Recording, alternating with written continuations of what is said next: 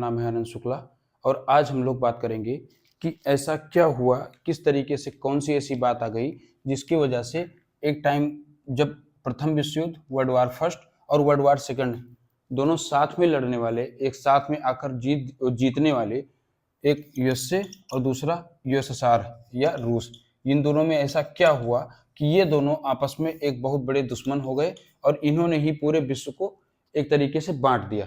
तो इसके बारे में हम लोग थोड़ी सी आज चर्चा करेंगे। तो इन दोनों की जो हिस्ट्री है वो आज नई नहीं है, या बेसिकली जब भी लड़ाई होती है, जो किसी के बीच में वार होता है, तो वार होता तो ग्राउंड पे है, लेकिन उसके बहुत पहले वो वार विचारों से लड़ा जाना चालू हो जाता है। अब इसको एक तरीके से समझते हैं कैसे। जैसे यूएसए है, यूएसए सपोर्ट करता है पूंजीवाद को। पूंजीवाद का मतलब होता है कैपिटलिज्म। और एक होता है यूएसएसआर, या आज के समय में कहें रूस, या रूस से ही एक कदम आगे चीन। ये दोनों लोग सपोर्ट करते थे समाजवाद। समाजवाद, साम्यवाद, इसमें भी थोड़ा सा डिफरेंस है, लेकिन हम लोगों को बात करनी है समाजवाद पे और पूंजीवाद पे, इसीलिए हम दोनों इसी को साथ में लेकर चलने की कोशिश करते हैं। ये क्लास एक तरीके से कहा जाए, क्योंकि मेरा काम ज्यादातर लोगों को बताना है और उन जो अपने विचार हैं उसको समझाना है। लेकिन अगर हम थोड़ा सा और पीछे जाके देखें तो ये क्लास 11th या क्लास 12th में एक चैप्टर है जो है वर्ल्ड दो धुरी में विश्व, ये ऐसे करके कोई चैप्टर है जिसमें कहा जाता है कि विश्व दो धुरी में किस तरीके से बटा, तो उसके बारे में बात होती है। तो चलिए सबसे पहले हम बात करते हैं, एक तरफ लिखते हैं पूंजीवाद और एक तरफ लिखते हैं समाजवाद। इसका मतलब होता है सोशलिज्म और इसका मतलब होता है कैपिटलिज्म। अगर हम इन दोनों को साथ में देखते हैं तो इनमें बहुत बड़ा डिफरेंस मिलता है, समझ एक तरीके से जब समझा जाएगा तो। सबसे पहले बात करते हैं इसका सपोर्टर देश कौन सा है इस टाइम पे, यूएसए जो प्रबल सपोर्टर है। और यूएसए लिखने का मतलब, यूएसए प्लस लिखने का मतलब जो यूएस के साथ में और भी देश हैं, जैसे फ्रांस हो गया, जर्मनी हो गया, ब्रिटेन हो गया, एक तरीके से स्पेन हो गया, इटली हो गया, ये सारे देश इधर आ जाते हैं। अब बात करते हैं समाजवाद की। समाजवाद का जो सबसे बड़ा सपोर्टिव देश है वो है रूस, जहां पर सबसे पहले बनाया गया।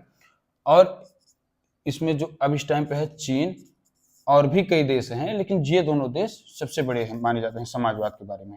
एक टाइम पे था जर्मनी में भी, जब एक था जर्मन की दीवार, तो उसमें एक तरफ माना जाता था कि एक तरफ है पूंजीवाद और एक तरफ माना जाता था एक तरफ है समाजवाद। तो ये भी था कि जर्मन में एक दीवार बनाई गई थी कि आधा लोग समाजवाद को मानते थे, आधा लोग पूंजीवाद को। तो हम लोगों को बात करना है कि किस तरीके से पूंजीवाद और समाजवाद ने ही पूरे विश्व को एक तरीके से बांट के रख दिया। अब समझने की कोशिश करते हैं। सबसे पहले हम लोग बात करते हैं पूंजीवाद के बारे में। तो पूंजीवाद के बारे में जब भी हम बात करेंगे तो हम सबसे पहले ये देखेंगे कि पूंजीवाद में ही एक शब्द छुपा है, पूंजी। पूंजी का मतलब होता है कि जब आप कहीं पर कोई पैसा लगाते हैं तो। अब पैसा लगाने का मतलब ये हुआ कि जैसे कोई व्यापार शुरू करना है, उसमें हमने पैसा लगाया, मेरा पैसा लगा है, और जब मेरा पैसा लगा है तो किसको फायदा होगा? मुझे ही। तो जो लोग अपना पैसा लगाते हैं और अपना फायदा लेते हैं, फिर उसमें ये नहीं देखते किसी और को भी फायदा हो जाए किसी भी तरीके से, तो इनको कहा जाता है पूंजीवाद। इसका सबसे बड़ा उदाहरण कौन सा है? जो बड़ी बड़ी कंपनी होती हैं, जैसे अपने यहाँ भी हो गया, मान लीजिए अडानी, अंबानी, या अब चले जाइए अब अमेरिका की बड़ी बड़ी जो मल्टीनेशनल कंपनी है, उसमें भी यही होता है कि वो लोग एक तरीके से कहा जाए कि अपना पैसा लगाते हैं और अपना आगे का बात करते हैं कि हम किस तरीके से अपनी कंपनी को प्रॉफिट में ले जाएंगे। अब उसके लिए वो बहुत कुछ करते हैं। समाजवाद या पूंजीवाद में ये भी समझने वाली एक बात होती है कि किस तरीके से इन दोनों का नुकसान भी है, इसके बारे में हम लोग बात करेंगे। लेकिन सबसे पहले समझते हैं कि पूंजीवाद जो होता है, इसमें लोग अपना फायदा देखते हैं, अपना फायदा। ये एक बड़ी समझने वाली बात है कि अगर इसमें आप काम भी कर रहे हो और आपको जरूरत, अगर कंपनी को ये पता चला कि हाँ इनकी जरूरत खत्म है अब, तो कंपनी तुरंत आपको एक लेटर लिखेगी और आपको बाहर कर देगी और आप उसका कुछ नहीं कर पाएंगे। तो पूंजीवाद एक तरीके से आप इतना मान लिए कि पूंजीवाद मतलब होता है कि खुद की पूंजी, खुद का पैसा। पूंजीवाद में पूंजी खुद की होगी, पूंजी मतलब होता है पैसा, खुद का पैसा। और एक तरीके से माना जाए दूसरा जिसमें होता है प्रॉफिट या लाभ, खुद का आप लेबर हो या आप उनके यहाँ के कर्मचारी हो, आप काम करोगे, आप उनको खुद ही नहीं पता है कि आपको कितने दिन वो रख रहे हैं। आपने काम में जरा सा लापरवाही की या उनको लग रहा है कि अब आपको रखना उनके लिए भारी पड़ रहा है, वो तुरंत आपको बाहर करेंगे और अपने आप को कोई नया एम्प्लॉय लाएंगे या अपने किसी भी तरीके की और टेक्नोलॉजी आएगी तो उसको अपने आप यहाँ पर अडॉप्ट करते जाएंगे और लोग उनके यहाँ से बाहर होते जाएंगे। जैसे मान लीजिए पूंजीवाद के लिए समझते हैं कि मान लीजिए जैसे एक घर है, एक घर में 5 लोग रह रहे हैं। अब 5 लोग अलग अलग अपना काम कर रहे हैं, सब लोग जाके। अब लग रहा है कि घर में एक तरीके से कहा जाए कि झाड़ू पोछा करने के लिए ये या किसी भी और काम करने के लिए इनके पास टाइम नहीं था, इन 5 लोगों के पास। तो उन्होंने क्या किया, किसी को रख लिया कि वो लोग आके घर में साफ सफाई करेंगे और घर को एक तरीके से मेंटेन रखेंगे। लेकिन जब इन्हीं 5 लोगों में से 2 लोग घर में आके बैठ गए और उनको कोई काम नहीं बचा, तो ये कहा गया कि आप लोग अब मत आइए, अब हम ही लोग ये काम कर लेंगे। तो यही है पूंजीवाद कि जब तक आपको जरूरत है तब तक आपसे काम लिया जाएगा और उसके बाद आपको हटा दिया जाएगा, और आपको जब तक काम लिया जाएगा तब तक पैसा दिया जाएगा और उसके बाद आपको वहां से बाहर कर दिया जाएगा। फिर आती है बात समाजवाद की। समाजवाद में क्या होता है कि आप जो भी उत्पादन करेंगे या जो भी आपके पास होगा वो आप देंगे सरकार को। और जैसे मान लीजिए 5 लोग हैं, 5 लोगों ने, एक लोगों ने सब्जी, एक ने दाल, एक ने चावल, एक ने रोटी और एक मान सकते हैं पानी, ऐसे मान सकते हैं। इन 5 लोगों ने अलग अलग तरीके की चीजें अपने पास उत्पादन की या अपने पास बनाया।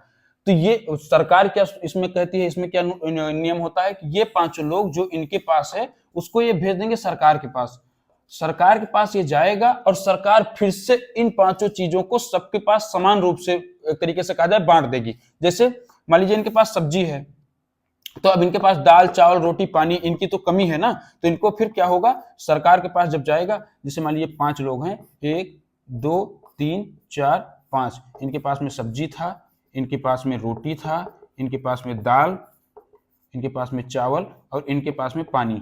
तो क्या हुआ, सरकार ने इन 5 से वापस ले लिया इनको, कुछ देकर उनको, कुछ मतलब जिससे उनका गुजारा चल जाए उतना उनको दे दिया और वापस ले लिया। और उसके बाद क्या किया, 5 लोगों को अपने लग से फिर सबको, एक लोग के पास जिनके पास दाल था उनके पास और 4 चीज की कमी थी उसको पूरा कर दिया, उनको पूरा पूरा खाना दिया कि आप पूरा खाना खा लीजिए। तो ये होता है जैसे, और जिसके पास चावल था उसको भी 4 चीजें एक तरीके से 4 चीजें पूरी करवा दी। तो कहा जाता है कि समाजवाद में एक चीज जो आप उत्पादन करते हैं वो आप सरकार को दे देते हैं और सरकार उसके बदले में आपको जितनी भी और चीजें होती हैं उनके पास में वो दे देती हैं। देखने में, समझने में और सुनने में ये बड़ा आदर्शवादी लगता है कि समाजवाद में सब लोग साथ में रहते हैं, सब लोग साथ में खाते हैं और सब लोग साथ में आगे बढ़ते हैं। लेकिन इसमें भी कुछ कमियां हैं, हम लोग इनके बारे में भी समझने की कोशिश करेंगे। क्योंकि हम लोग समाजवाद और पूंजीवाद को कुछ हद तक समझ पाए हैं, अब हम बात करते हैं इन दोनों का इतिहास। समाजवाद और पूंजीवाद शुरू कहां से हुआ था और क्यों हुआ था। तो इसके लिए सबसे पहले हम बात करेंगे एक तरीके से पूंजीवाद की। पूंजीवाद, तो पूंजीवाद जब मान लीजिए राजतंत्र है तो इसमें सारी सत्ता राजा के पास होगी, लेकिन और इसमें जो मध्य, एक होगा कुलीन वर्ग होगा, एक होगा मध्य वर्ग होगा और एक होगा निम्न वर्ग होगा।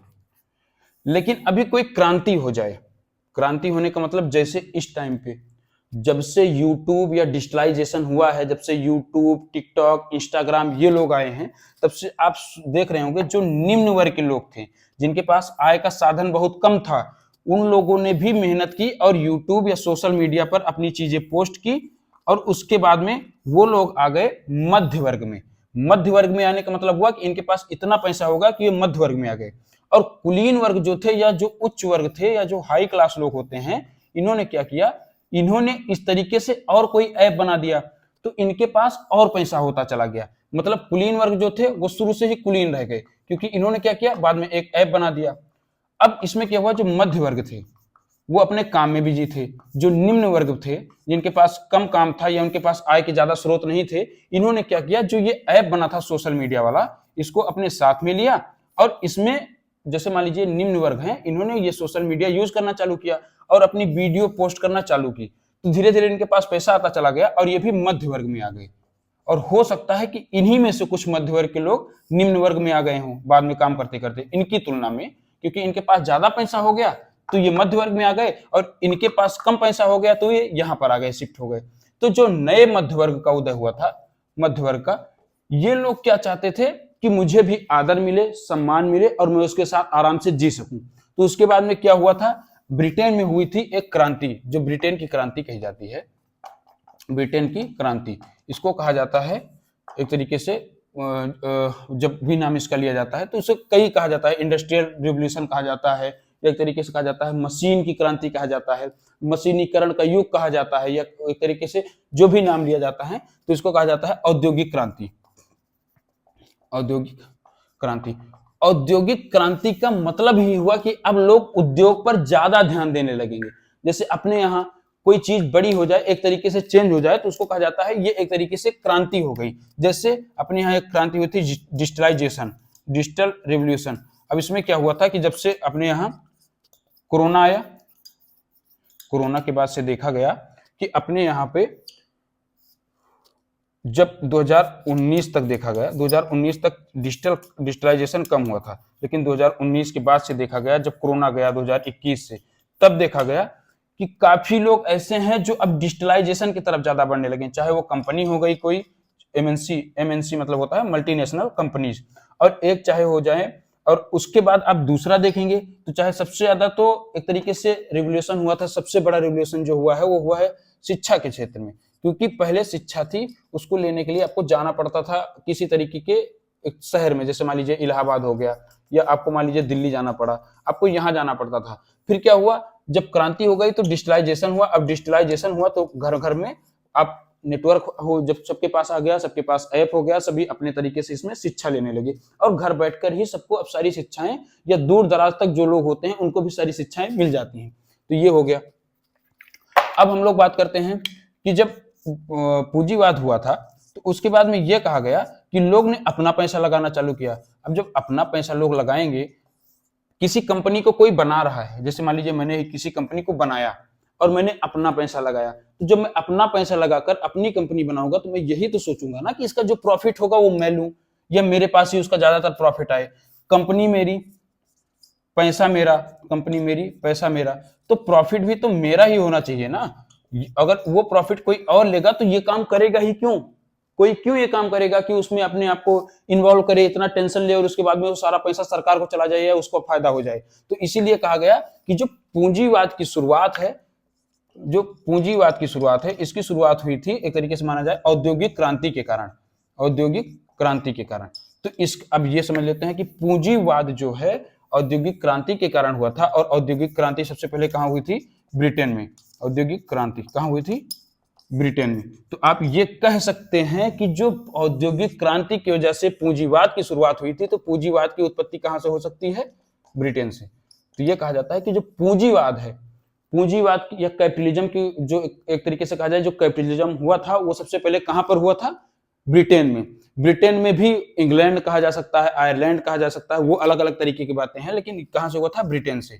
ब्रिटेन भी कई 2-3 राज्यों से या देश से मिलकर बना हुआ है, उसके बारे में बात करते हैं कभी। अब हम लोग समझते हैं कि इसके जनक किसको माना जाता है। एक तरीके से जैसे पूंजी, एक चीज ये भी तो होता है कि चीजें चलती रहती हैं ऐसे निरंतर, लेकिन किसी को यहां तक आते वक्त ये पता लगा कि हाँ जो ये चीजें हैं ये कुछ अलग हैं, या इसको कुछ नाम देना चाहिए, तो उसको कुछ नाम दे दिया गया। बाकी चीजें पहले से भी चलती रहती हैं और बाद में भी चीजें चलती रहती हैं। समझिए जैसे न्यूटन ने क्या किया, एक दिन सेब गिरा, उनके बगल वो बैठे थे पेड़ के पास, उनके बगल सेब गिरा, उन्होंने देखा कि ये सेब नीचे ही क्यों गिरा। तो इसका मतलब ये हुआ, वो ये दिखाना चाहते थे कि कुछ तो ऐसा था जिसकी वजह से सेब नीचे गिरा। उससे पहले भी सेब नीचे गिरते थे, उसके बाद में भी नीचे गिरते थे, लेकिन जब उन्होंने इतना देखा, उसके बाद उसके ऊपर रिसर्च की, तो उनको पता चला ये होता है ग्रेविटी या गुरुत्वाकर्षण के कारण। अब ये चीज आप समझिए कि जब चीजें चल ही रही थी, उसको कभी किसी ने खोजा, उसको नाम दे दिया, तो उसको उसके बारे में कहा जाने लगता है कि हाँ ये चीजें इन्होंने ही की है। अब समझिए कैसे, जैसे पूंजीवाद, तो पूंजीवाद शुरुआत कहां से हुई, ब्रिटेन से। अब इसको देखा किसने, ये अपनी किताब में सबसे पहली बार किसने जिक्र किया, एडम स्मिथ ने। एक एडम स्मिथ थे, एडम स्मिथ जो हैं वो एक किताब लिखते हैं पूंजीवाद के ऊपर, या पूंजीवाद के बारे में उसमें जिक्र होता है, लेकिन ये माना जाता है कि वो किताब इकोनॉमिक्स की या इकोनॉमी की एक बहुत बड़ी किताब मानी जाती है। तो चूंकि हिस्ट्री, इकोनॉमी, पॉलिटी ये सब आपस में जुड़े हुए हैं, तो हिस्ट्री में एक ऐसी किताब लिखी गई थी जो थी the wealth of nation, the wealth of nation. अब इसमें आप ये कह सकते हैं कि ये जो किताब थी, इन्होंने ही सबसे पहले ये दिखाया था, जो एडम स्मिथ की थी, कि हाँ किस तरीके से पूंजीवाद का निर्माण होता है या पूंजीवाद किसको कहा जाता है। जैसे मैंने अब पूरे संसार में कुछ चल रहा हो, मैं आऊं, मैं सिर्फ इतना करूं कि उसमें से कुछ चीजें निकाल कर और उसको एक सिस्टमेटिक ढंग से करके और उसके बारे में बता दूं कि हाँ ये मैंने किया है या इस तरीके से ये चीजें हैं। उसमें 4-6 लोग और भी लगेंगे, अगर उन्होंने देखा कि हाँ ये जो सही बातें बता रहे हैं, तो उसमें ये हो जाता है कि हाँ इन्होंने जो बातें बताई हैं वो बातें सही हैं, तो इसलिए उसको उसका नाम दे दिया जाता है। तो चूंकि पूंजीवाद पहले से भी था, लेकिन उसको सिस्टमेटिक किसने किया था? एडम स्मिथ ने। और उसका नाम क्या दिया था? किस किताब में किया था? द वेल्थ ऑफ नेशन में।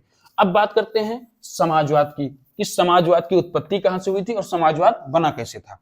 तो अब ये समझिए, समाजवाद जो है, जहां से इस विचारधारा की उत्पत्ति हुई थी, आज खुद ही वो समाजवाद को लेकर अपने साथ नहीं चल रहा है। क्योंकि माना जाता है, मैं वहीं से बताऊंगा जहां से समझने वाला है। कार्ल मार्क्स को माना जाता है कि ये समाजवाद के जनक हैं। अच्छा, समाजवाद के जनक कार्ल मार्क्स को कैसे माना जाता है, ये भी समझने वाली बात है, क्योंकि इन्होंने ऐसा क्या कर दिया कि इनको मान लिया गया कि ये समाजवाद के जनक हैं। तो आप समझिए, जैसे मान लीजिए एक कंपनी है, इसमें एक मालिक है, इनके नीचे 5 लोग काम कर रहे हैं। 5 लोग मतलब 5 लोग हो गए इनके नीचे जो काम कर रहे हैं।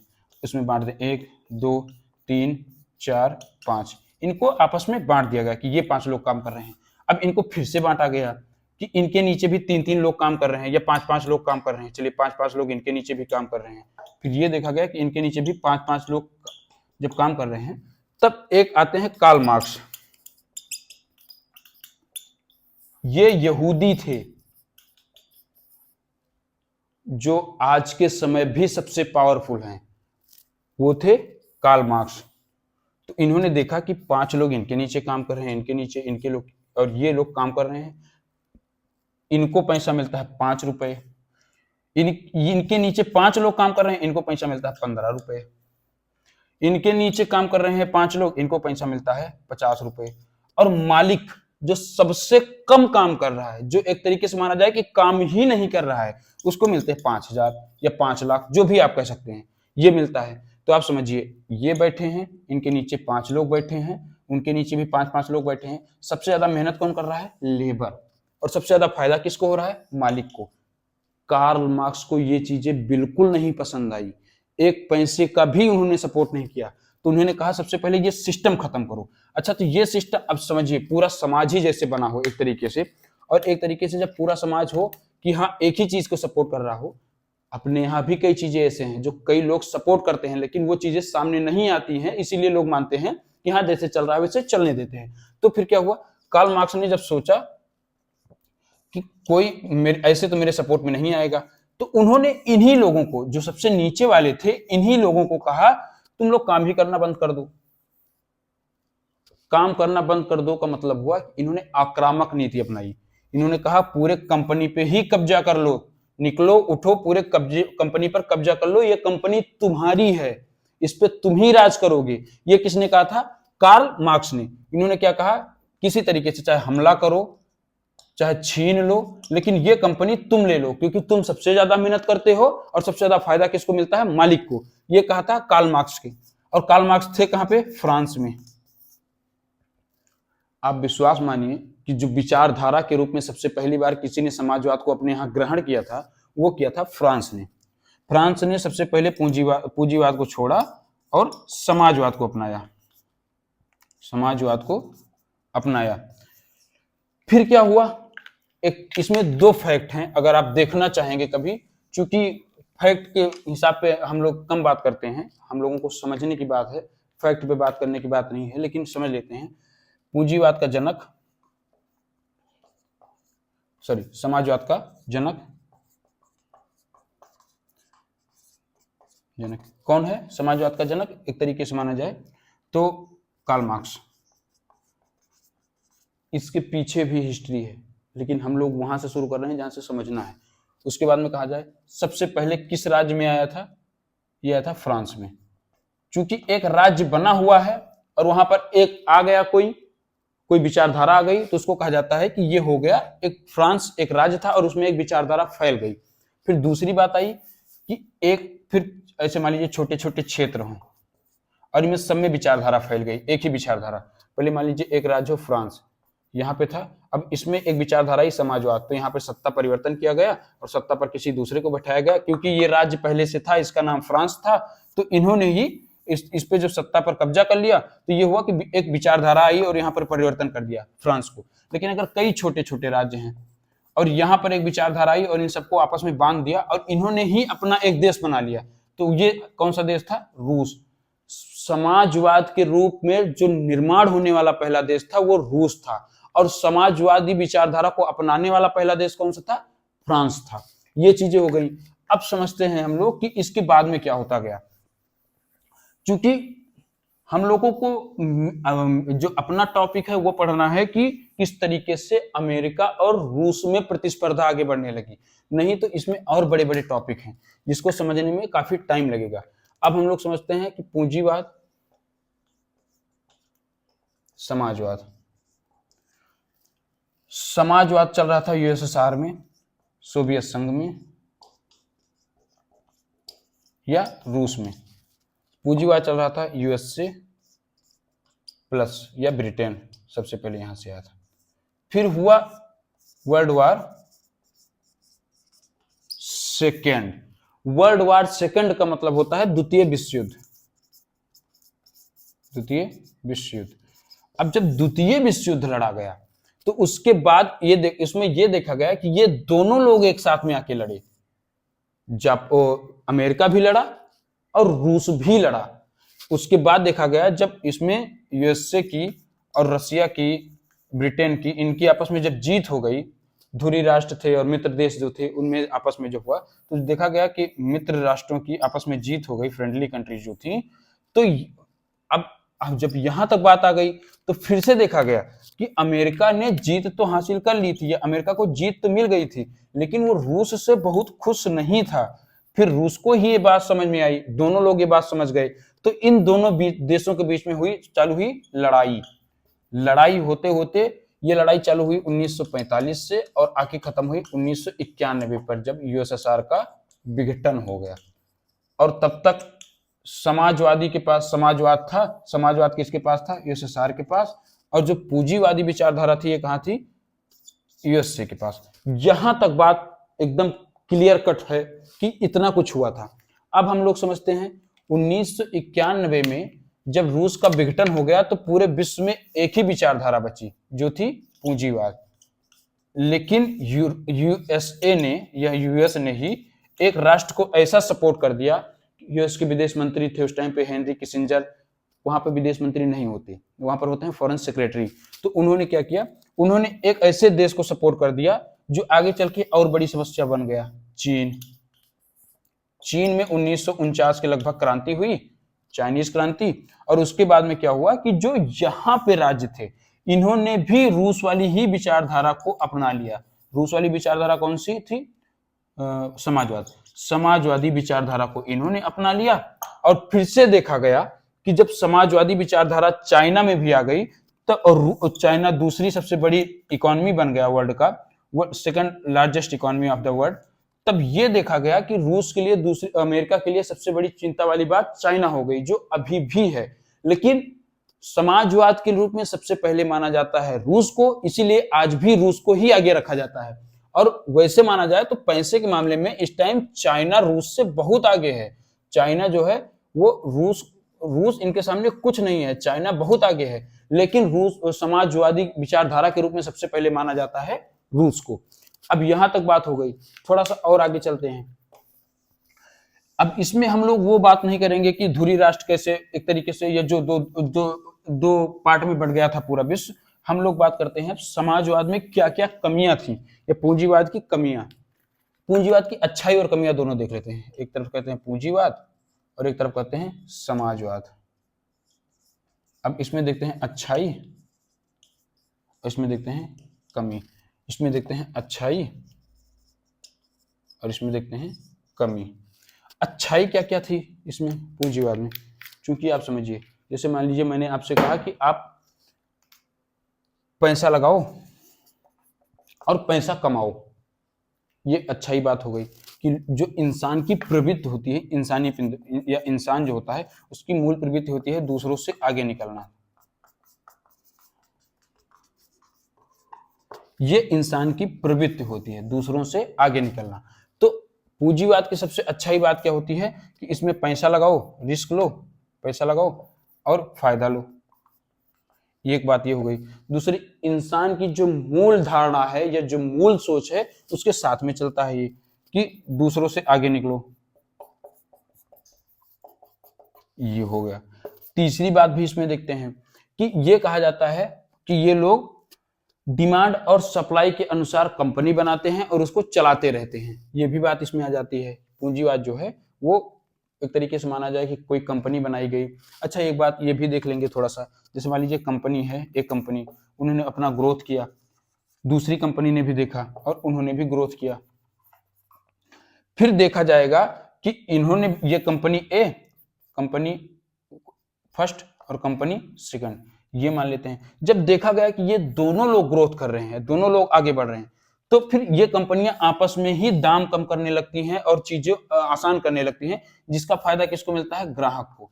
तो जो प्रतिस्पर्धा मार्केट में ज्यादा होती है तो उसको सबसे ज्यादा, कंपटीशन मार्केट में ज्यादा होता है तो उसका सबसे बड़ा फायदा अगर किसी को मिलता है तो ग्राहक को मिलता है।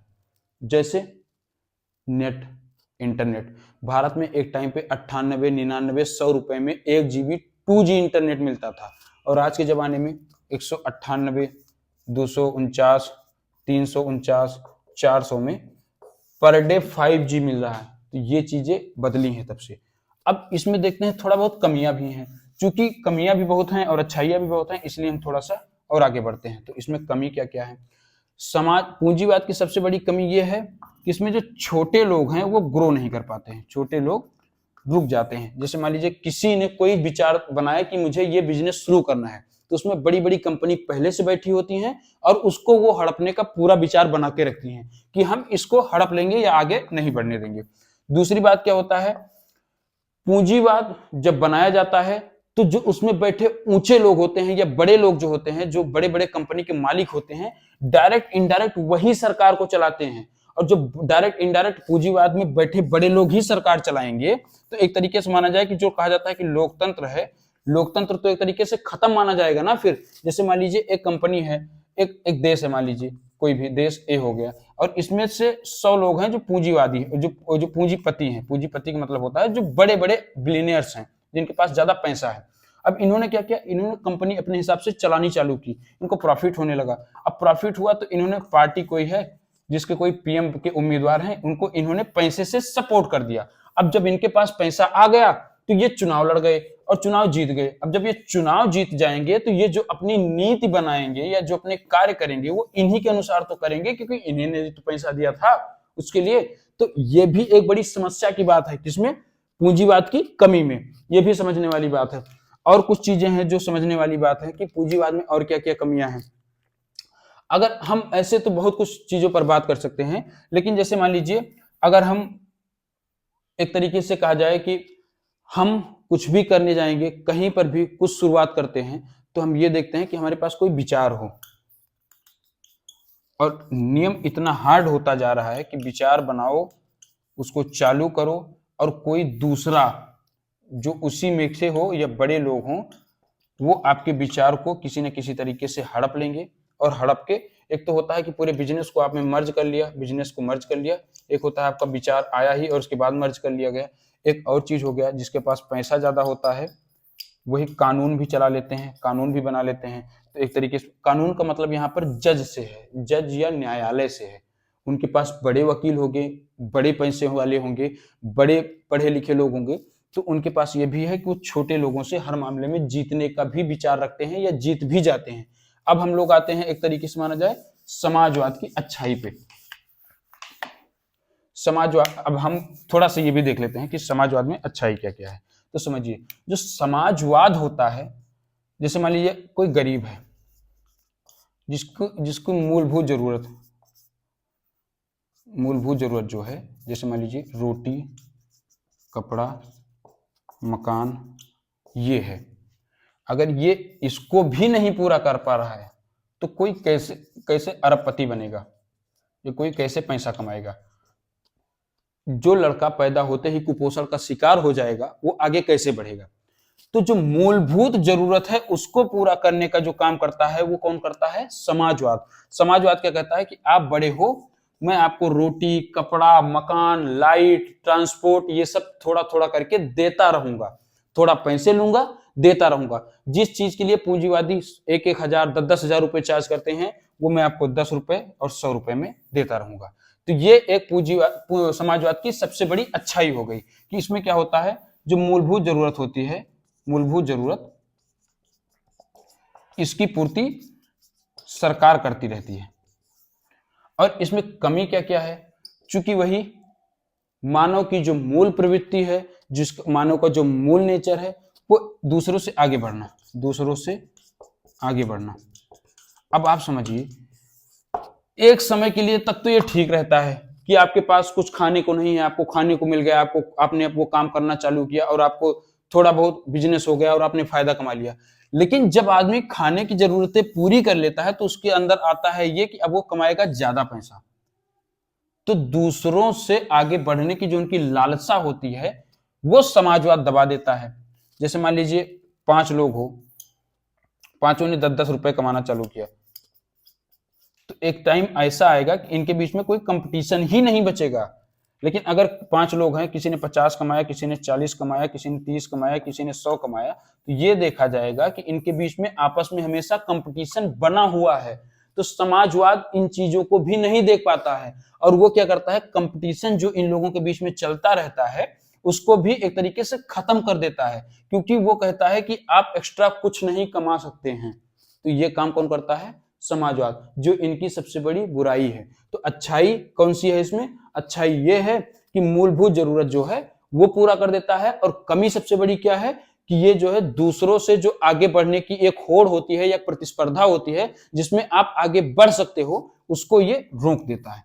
तो ये समाजवाद की सबसे बड़ी कमी हो गई। रूस के पिछड़ने का सबसे बड़ा कारण उसका वही विचारधारा है।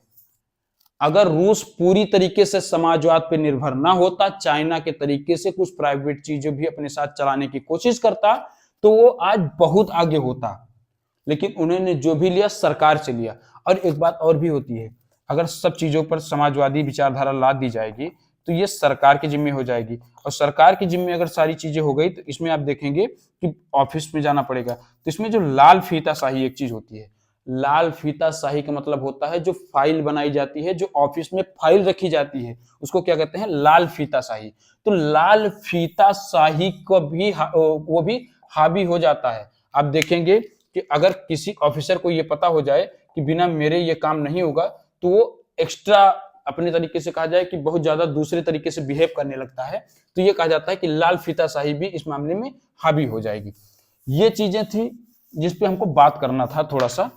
फिर हम देखते हैं कि इसका तोड़ कैसे निकाला गया। तो एक होता है पूंजीवाद, समाजवाद, फिर इन दोनों का तोड़ भी तो निकाला जाएगा कि ना तो पूरी तरीके से ये अच्छी है ना पूरी तरीके से ये अच्छी है, क्योंकि अमीर गरीब हर जगह होते हैं। तो गरीब को पैसा, गरीब की मूलभूत जरूरत को पूरा करना है और अमीर को भी साथ में लेकर चलना है, आगे बढ़ाना है, क्योंकि देश की जो मेन अर्थव्यवस्था होती है वो अमीर चलाते हैं, अमीर मध्य वर्ग उच्च वर्ग चलाते हैं।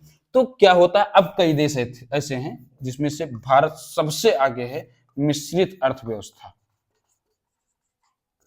इसको किसने लिया, भारत, इंडिया। इन्होंने क्या किया, मिश्रित अर्थव्यवस्था को चलाने का काम करने लगे। अब समझते हैं कैसे। मिश्रित अर्थव्यवस्था को इस तरीके से चलाने लगे कि इन्होंने क्या किया, गरीबों को पैसा भी दिया या गरीबों की मूलभूत जरूरत भी पूरी की, मूलभूत जरूरत भी पूरी की, और अमीर जो थे, अमीरों को भी कहा गया कि आप थोड़े टैक्स दीजिए और अपने बिजनेस करते रहिए। जैसे मान लीजिए मेरे पास खाने, जैसे अभी मेरे पास खाने को कुछ नहीं है, तो सबसे पहले सरकार मुझे कुछ देगी, कि आप खाइए और अपना पेट भर लिए, लेकिन जैसे मैं खा के थोड़ा सा आगे बढ़ गया और मेरे पास पैसा हो गया, तो मैं सरकार मुझसे ये भी कहेगी कि आप अपना पैसा कमाइए, अपना पैसा लगाइए और आगे बढ़ते रहिए। तो ये काम कौन से करते हैं? मिश्रित अर्थव्यवस्था में। मतलब आप अगर बाद में पैसा कमाना चाहते हैं तो आप कंपनी में पैसा लगाइए और पैसा कमाइए। इसको आप अब किसी भी तरीके से ये आप कह सकते हैं कि सरकार इसमें इंटरफेयर नहीं करेगी। तो इसीलिए माना जाता है कि जो मिश्रित अर्थव्यवस्था है वो सबसे अच्छी मानी जाती है इस समय के लिए। तो ये कुछ बातें थी जिसपे हमको आपसे थोड़ा सा डिस्कशन करना था और समझना था कि किस तरीके से ये दोनों विचारधारा की वजह से ही पूरा विश्व एक तरीके से लड़ाई में फंस गया। और अब इसी तरीके से हम और भी बातें करते